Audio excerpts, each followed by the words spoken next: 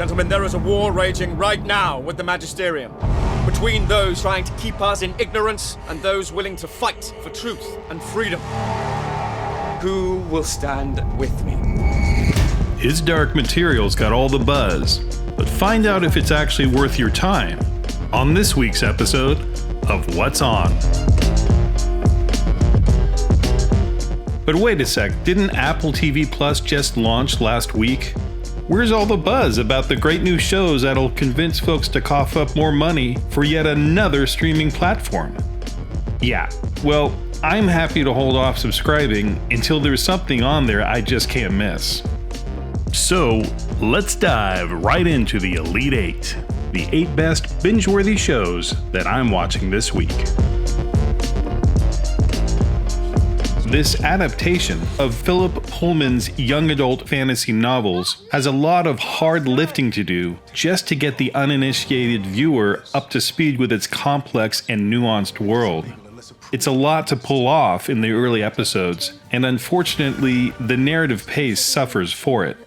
I'll give it a couple of weeks, but compared to, say, the first episode of Game of Thrones, things I do for love, this one kind of falls flat. This sharp and satirical look into the wild world of tech is back for its final season.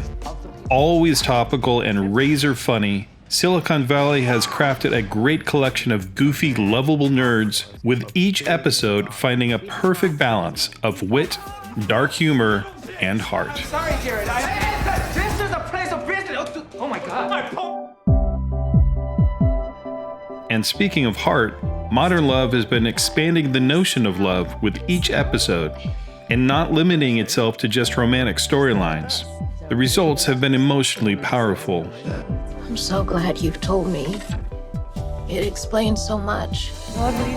I'm not crying, you're crying. Shut up, I just got something in my eye. Limetown has been building its characters and unraveling its plot nicely. The mystery grows even as it's revealed, which is a trademark of good storytelling. Here's hoping they can stick the landing. These next 4 shows on the list have really pulled away from the rest. Mr. In-Between continues its powerful mix of deeply revealing character moments combined with tense and shocking scenes of violence. You got lost. Where's the kid?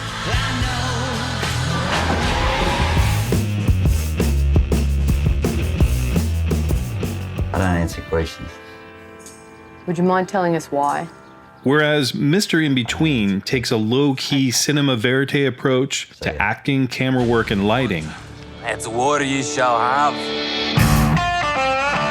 There will be a war.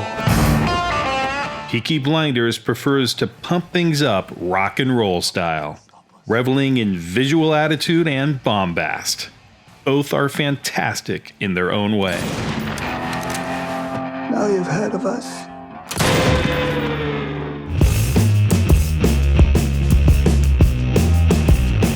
Showrunner Sam Esmail is so confident in his storytelling chops that he allows Mr. Robot to change it up every once in a while. One week a thrilling spy story, the next a personal examination of trauma. Whatever the focus, it's always top-notch television. This is an endless war. What you're about to do is crossing a line. It's a little late for that, don't you think? Laurie Blake, once known as Silk Spectre, took over this past episode of Watchmen and added another female force of nature to spar with Angela's vigilante sister Knight. It's great fun to see these two measure each other as the larger conspiracy story begins to unravel.